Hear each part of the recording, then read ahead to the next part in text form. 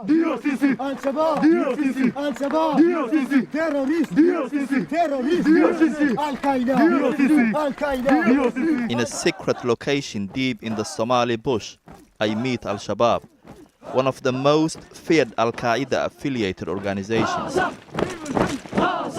This is the jihadist group behind the attack at the Westgate shopping mall in Kenya 2 months ago that left 67 people dead. This is the face they want the world to see. This is the Al-Shabaab class of 2013. Around 300 newly trained fighters have completed a 6-month course, the same military training as the Westgate attackers. Al-Shabaab have given me exclusive access to film their graduation ceremony. Today, they are rewarded with a visit from Al-Shabaab's spokesman, Sheikh Ali Dere. He is the public face of the group and the only one willing to show his face on camera. يعني waxa waaye dulligaas iyo haweenkaas adduun jacaylku keenay waxaan uga bixi karnaa diinteena u laabano oo ah jihaad iyo icdaad. في سبيل ديننا لا يروعون الفنا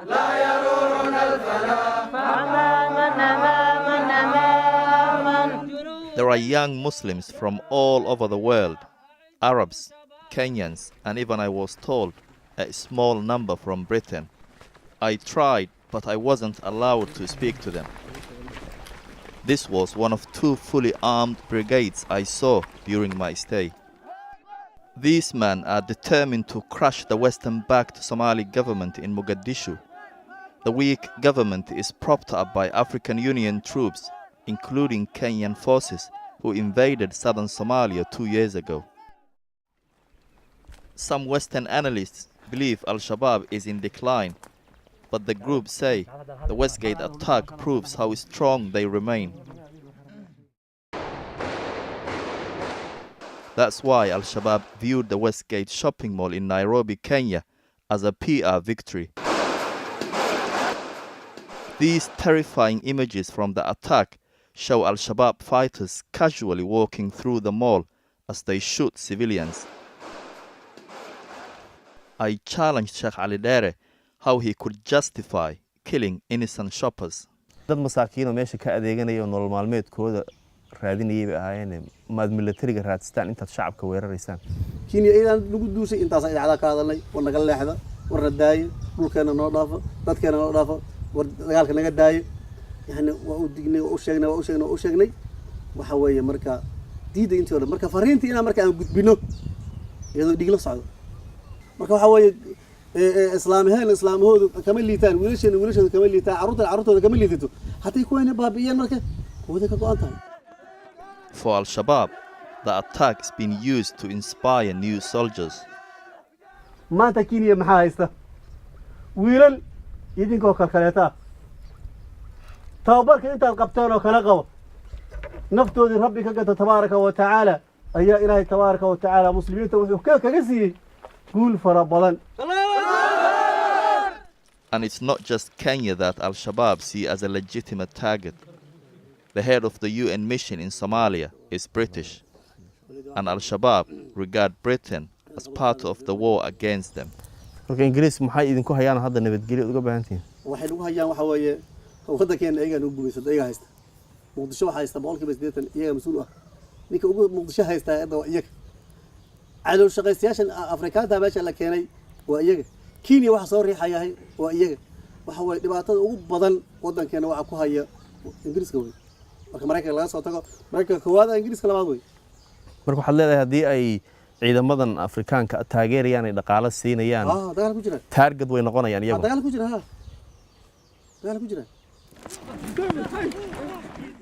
Highly organized, these latest additions will soon decide which unit within Al-Shabaab to join. Some show off their gymnastic skills to impress Sheikh Ali Dere. Allahu Akbar! Allahu Akbar! Allahu Akbar!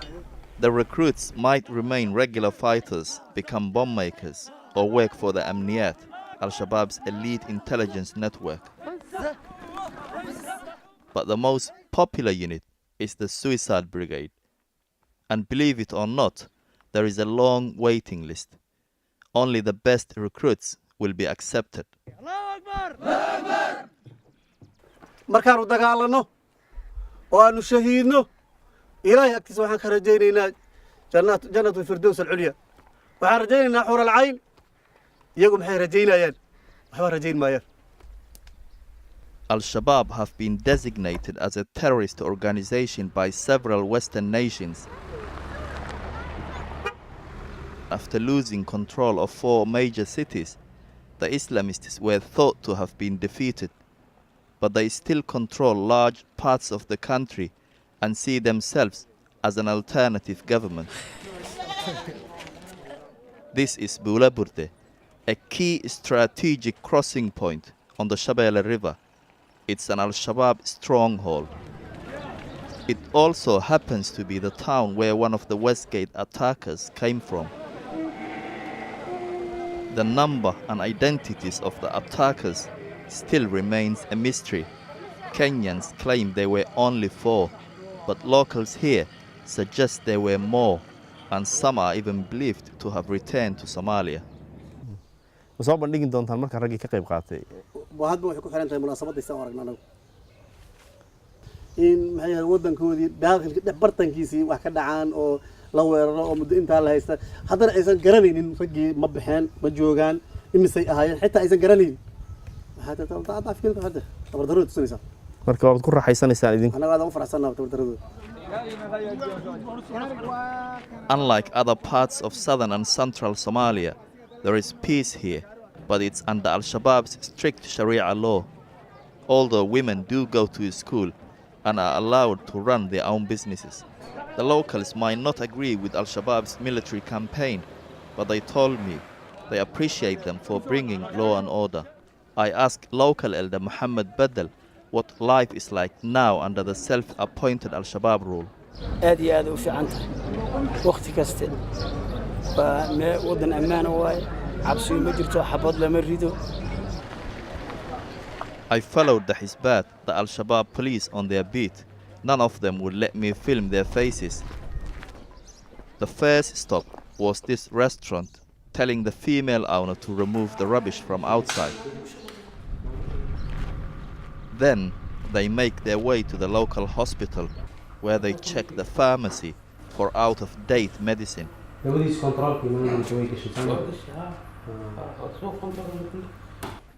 And also the cleanliness of the facilities. They seem satisfied. Our final stop is a mini supermarket where they check product expiry dates. But as soon as they hear the call to prayer, everything stops. People head to the mosque for midday prayer, whether they like it or not. Passing vehicles are pulled over.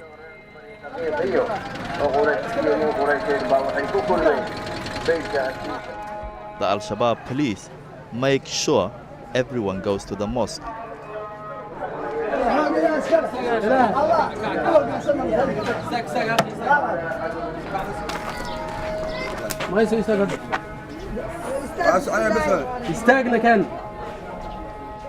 This butcher is reluctant, but no is not an option. The mosque quickly fills up, with some having to pray outside in the heat. It's a good opportunity for Al-Shabaab's spokesman, Sheikh Ali Dere, this time in civilian clothes, to drum up more support.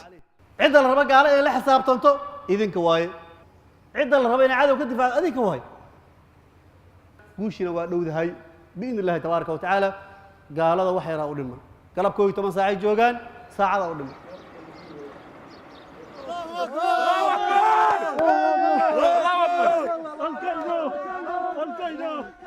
And to achieve victory, Sheikh Ali Dere's appeal goes beyond Somalia. He makes a chilling call to British Muslims. waaba u sheegayna baad marka kasoo ku celinaa xitaa dhalinyarada Ingiriiska joogto u sheegayna cid kasta muslim u sheegayna dadka muslimiinta waxa way nusra isku leeyihiin gargaar isku leeyihiin marka عندي سؤال جبتي وصلوا لنا عند كست أو مركب معي هذا عدو أمة المسلمين تها وحكاك عنيسة تعال فرق وصلوا لنا ليك